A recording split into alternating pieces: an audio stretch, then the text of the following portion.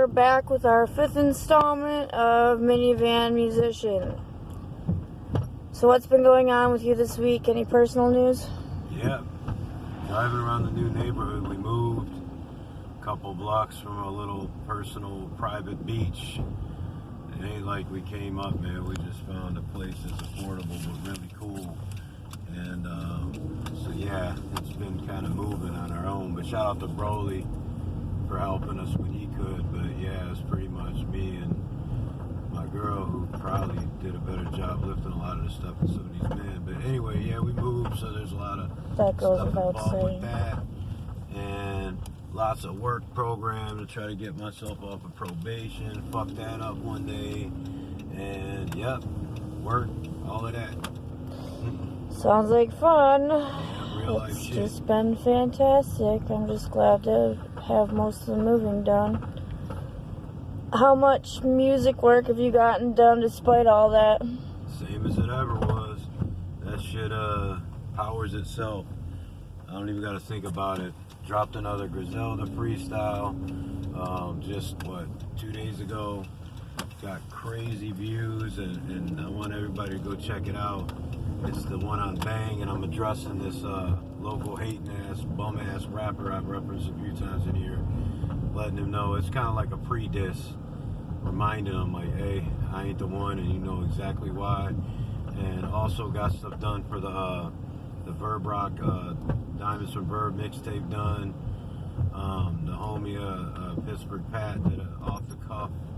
Check out the Off the Cuff Hip Hop Show. It's a great podcast and hip hop show. He basically gave people a hip hop history lesson.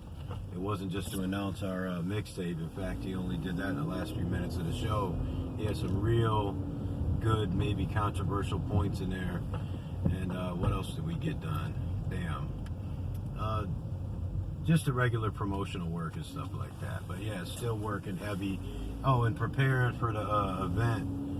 New Year's at the Leland. Definitely putting some dope together with that. D-Scan helped me put the show this together on that because he's a beast with the production end, and I'm still steady having the right rhyme, so you know, it's a balance. As comes with everything. Excuse my lack of enthusiasm tonight. People have a migraine, so bear with me here. The beach. Yeah. But you're an artist representing Detroit, so what are your opinions on Mr. Kid Rock? He's a spoiled fucking brat. I mean, people act like they're surprised by his behavior. Everybody wants to throw racist around nowadays. I don't know, I do know some people that said that he said some racist things back in the day, or racist jokes, or whatever, when he was hanging out with the cream of the crop of Detroit music and hip-hop and shit like that. That stuff I disregard because I'm like, look, it must not have been that bad because y'all kept fucking with him. I mean, seriously, it couldn't have been that bad. Now it's in hindsight, oh, he was a racist. Look, man, I don't know if the dude's a racist. I think he's like a Donald Trump type, where he's such a narcissist, maybe a little psychopathic, self-worshipping type of cat, to where he don't even see your skin color. He sees if he can get something out of you. He sees, you know what I mean? So, Kid Rock, Detroit ain't fucked with him in a long time. I don't know why people say, oh, Detroit ain't gonna fuck with him no more. They ain't fucking with him in a long time. I don't hear anybody down here bumping Kid Rock. Hell no. He's a country singer now. Come on. I mean, hey, that's fine if that's what he wants to do. But all I'm saying is he started out a rich, spoiled, entitled kid. He wanted to slum it a little bit and come down and live the hip-hop life. I'll give it to him. He actually did. He put some work in. He may have had some help, but he put some work in. He took a gamble on himself at one point. Enough respect for that. But all I'm saying is that the person don't change. He was basically an adult at that point. He's still the same dude. He's always acted the same way. I mean, some people love it. Some people hate it. But as far as like on the Detroit scope of things, he ain't Detroit. So I don't really see the conversation. But that's my opinion on it. It is what it is. I agree. So, a viewer wanted your opinion on gays in hip-hop, was the quote. Gays in hip-hop. But you don't think that that's what they're really asking. So, I want to know what your take is on this here. Yeah, the terminology I think is wrong. It ain't really about gays and hip hop. In other words, we don't have this overabundance of rappers coming out talking about sucking dicks and shit like that. Even though I know a lot of y'all do, especially dude I'm addressing in that Bang joint. Pause. But literally and figuratively. Right. The whole thing is this. What I think the real issue is with the feminization of hip-hop culture. Guys wearing dresses and shit like that, you know, doing a little softer message in their music. And it's not that we're pushing for some, like, crazy, overly masculine, you have to be hard, you know, pause again. No, what it is there is a level of masculinity, meaning competition. You know, hip-hop was born in that, and battling and everything like that. And so we want to preserve that because that's the roots of our culture. You know, cats would battle their way to the top. You know, that they would talk about handling things that grown men had to handle as basically kids and teenagers. You know what I mean? So it ain't really about gays in hip-hop. Like, honestly, we don't give a fuck who you fucking. Like, honestly, we don't. Even when you talk about fucking females, for the most part, unless it's something we can sing along with and kind of like live vicariously through one track and album, that's all we really like as hip-hop fans. We ain't trying to hear all that shit. That's your own little thing. As far as what people refer to as the gays in hip-hop goes, we talking about, you know, it seems like there's a push by the industry to at least encourage softening up the male figures, which are the majority of hip-hop culture, at least represented in the rap mainstream. So in rap, see, I should just scratch all this and redo it. Hip-hop culture is hip-hop culture. That's the streets. That's a lot of different elements. What we're talking about is in rap music, which is representative of hip-hop culture and the main thing that the mainstream sees. There seems to be a push to encourage our male artists to not be over the top hard, to not be overly gangster unless it's in this really weird way that's happening right now that's whatever. Even a push for our artists to be drug addicts. Rest in peace to the kid Juice WRLD, because, you know, I didn't really know his music and shit like that, but a lot of people followed him, and it's like, yeah, okay, a lot of people saying it's his fault he passed, but there is a certain element in this culture where, like, the cats that they're looking up to, the young heads, do that shit. And now there's even more coming out of it that he was more... Anyways, all I'm getting at is this. As far as, like, if you gay, we don't give a fuck. We don't want to see it on display. That's for damn sure. And we have our gender lines in hip-hop. We have our competition level, our masculinity, our egotisticalism, you know, all of that stuff that we do, our braggadocious shit. You know, you could say that that's wrong. Well, then you don't like hip-hop, because that's what it's been since day one. We just feel like there's a push from something we can't control outside of hip-hop to have our men that are supposed to be leaders in the community and protecting our women and all of those things, to soften them up, to have them being like a fucking laughing stock with dresses on, to where this hip-hop thing becomes a joke, where it used to be kind of revolutionary and it used to be representative of what people in the hood was going through. I mean, Mano and Jadakiss said it in What Happened to Our City, man. They're talking about how they're so confused about people wearing dresses and stuff. They don't know what to do, so I agree with that. Being zombies, being drug addicts. Doesn't make any sense to me. Yeah, we glorified drugs. We glorified selling drugs to take care of our business.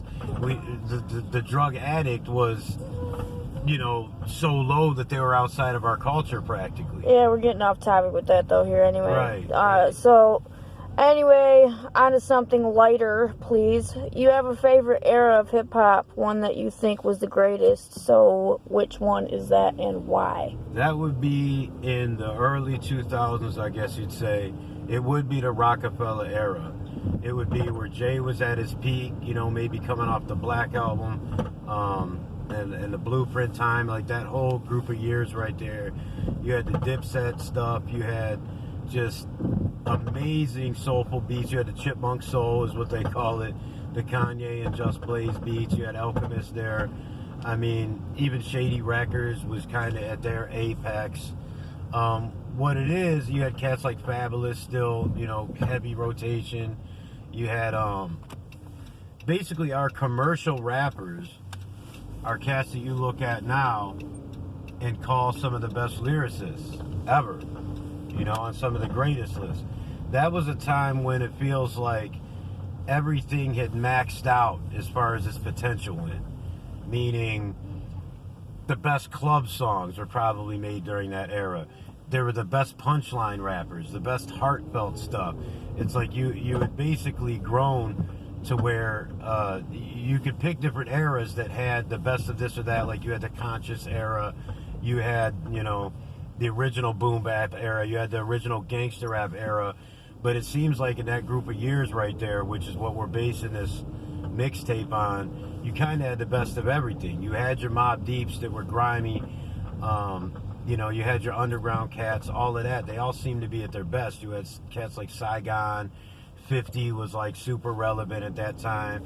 I believe Game was just coming out. Scarface made a comeback. Busta Rhymes was still going. So you had a lot of the OGs were kind of, you know, coming back and still super relevant and making huge hits.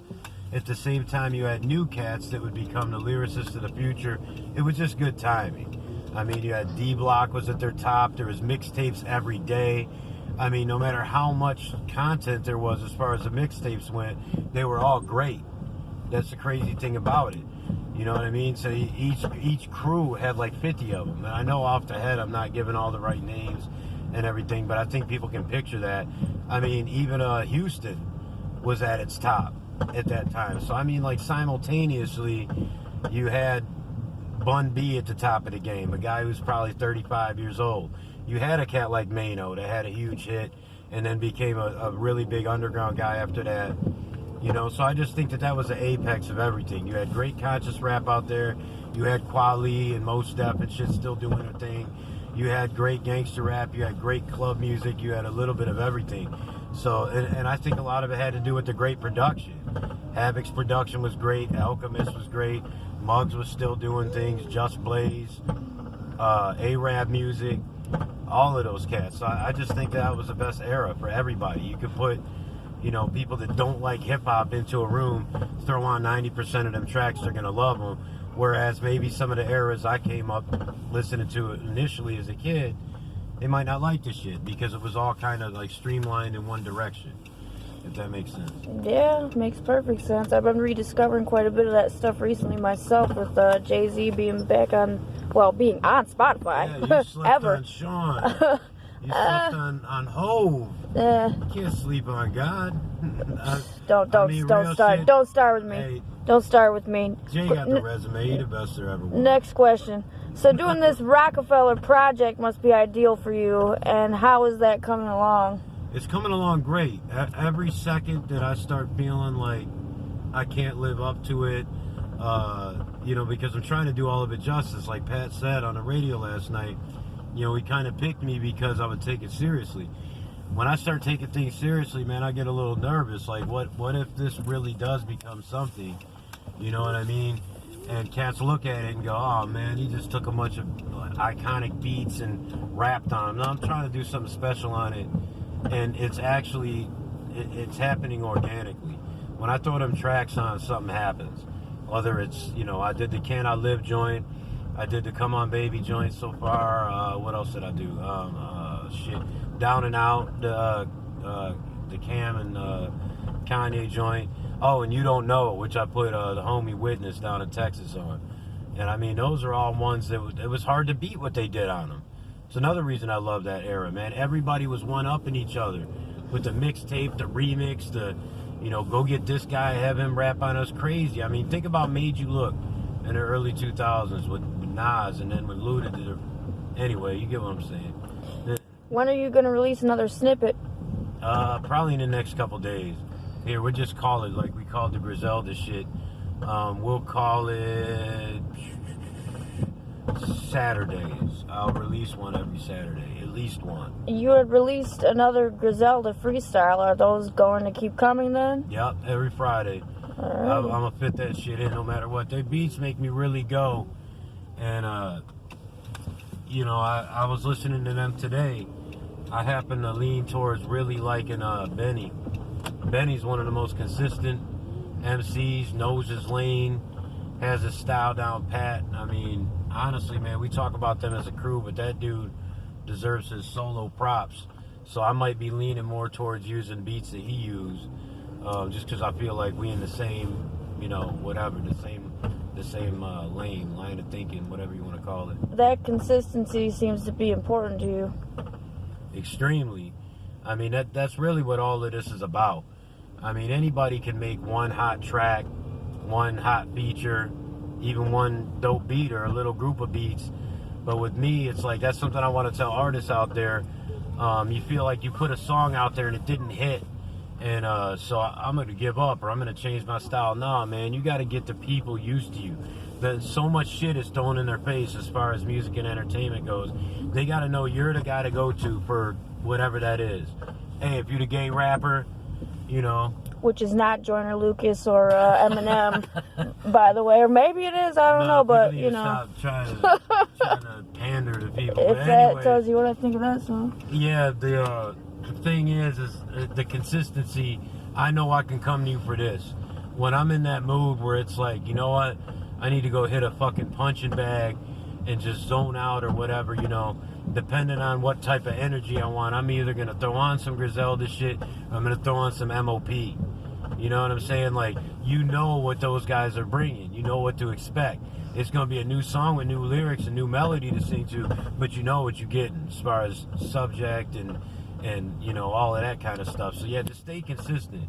Just keep putting your stuff out, man. If you get one new fan every day, that's a big deal, man. Like honestly, none of your neighbors can say that. Shit, you know even one new hater. Any publicity is good publicity, like easy. Dude, buy them thumbs down, bro, because you keep putting me in people's rotations. Suggested video. Hey, that's what's up. Do it up. So you wanted to start adding like a random fact to these videos, which is very, very dad-like of you, I have to say. Yeah, like, I'm all y'all daddy. You mentioned this one last week. What's your current entertainment-related obsession? Glitches in the Matrix. Oh, God. I'm obsessed with this shit. I'm so sick of hearing him talk I mean, about for it. real, man. Y'all, if y'all don't know what I'm talking about, go to the subreddits and read it. I'm not on Reddit like that. You know, I'm on YouTube, and basically this shit's taken from Reddit. And here we are in the shoreline. That you can't see because it's dark as with shit. With the nuclear plant behind us. But it is very nice in the daylight, though. But yeah, what was I talking? Oh, the glitches in the Matrix. A lot of y'all probably experienced this shit. It's really interesting to me because I'm a God-fearing person. But however, it never says that there isn't a fourth, you know, we may be in a four-dimensional world here. There may be, you know, when you start studying physics, it's, yeah, no, whatever. When you start studying physics, you start learning about these things being a real possibility, that our reality is a little different than how we have allowed ourselves to be comfortable thinking what it is.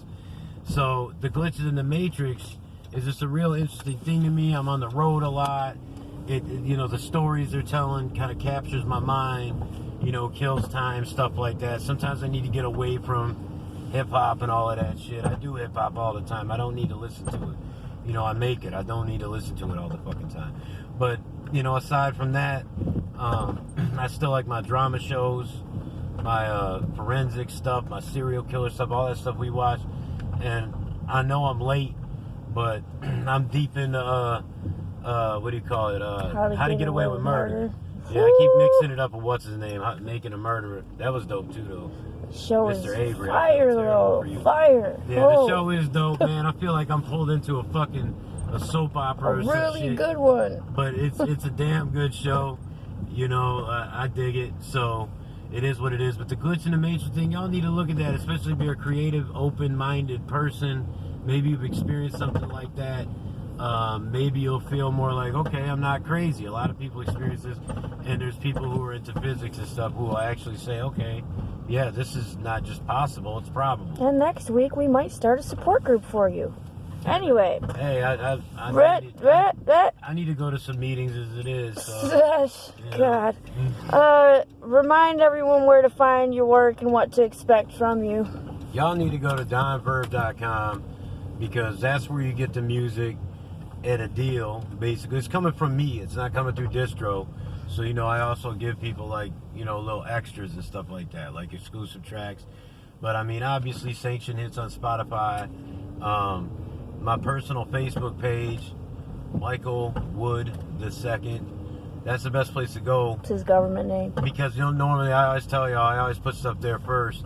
But I mean, for the highlights and most important stuff, you know, go to the Don Verb Facebook page, which is, you'll see 2 different Don Verbs on there. Go in there and go to donverb.com, or I'm sorry, facebook.com/donverbredteam. And of course, hit subscribe, tap the bell. I'm supposed to say all that at the beginning of the video, but you know I don't like rules. So there's that. But yeah, make sure you go back, peep out the Sanction Hits joint. If this is the first time here, you'll understand where I'm coming from, because the music, I mean, it's still the best outlet of who I am. This is just something I do for indie artists to kind of see, all right, you know, it's not a waste of my time to keep going, even though I'm juggling so many other things. All right, I think that about sums it up for our 5th installment of Minivan Musician with a migraine. Easy, you know what I'm saying? So that's a lot of M's. So Minivan Musician Micah, Monday. sit back. Little one in the back that seat. Real minivan situation. We got the kid back here. Maybe I'll have my other 2 sons this upcoming week in the video to say some things and to clown me a little bit. That's right. You know? He said, "That's right." That's the best part of the video. All right. Well, with that, y'all have a good one. Yeah.